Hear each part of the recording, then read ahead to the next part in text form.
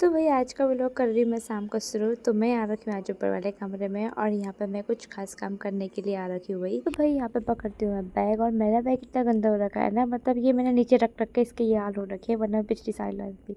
तो बैग खोलती हूँ मैं, यहाँ पे बैग पैक करने की तैयारी करती हूँ। तो भाई मैं वैसे एक बात बता दूँ आपको कि मैंने सोचा था कि इस साल मतलब छोड़ देती हूँ, अगले साल से करूँगी। लेकिन फिर मैंने कहा कि नहीं यार, एक साल बर्बाद क्यों करना है। तो मैं अपनी स्टडी की बात कर रही हूँ। तो मैं अपनी स्टडी के लिए फिर से रामनगर जा रही हूँ। तो मैंने पहले अपना सारा सामान घर ले आई थी, लेकिन अब मेरा अचानक से प्लान बना। मेरे भाइयों ने कहा कि नहीं एकदम करना है स्टडी तो कंटिन्यू रख। तो फिर भाइयों ने कहा कि कर ले।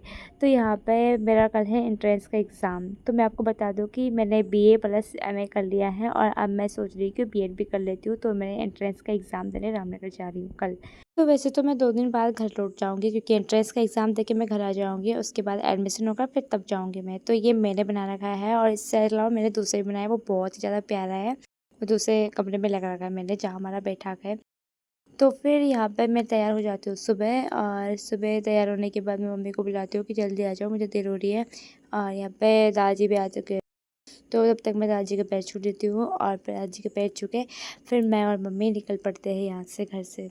मुझे जाना था भाई नौवली में, और मम्मी मेरे को छोड़ने आ रखी थी सड़क तक। तो यहाँ पे पापा भी इंतज़ार कर रहे थे कब से। तो यहाँ हमारा जैसे कच्ची रोड है, तो हमें पहले गाड़ी तक पहुँचने के लिए पहले यहाँ से जाना पड़ता है। तो मैंने मम्मी के पाँव वगैरह छुए, और उसके बाद फिर मैं बैठ गई गाड़ी में।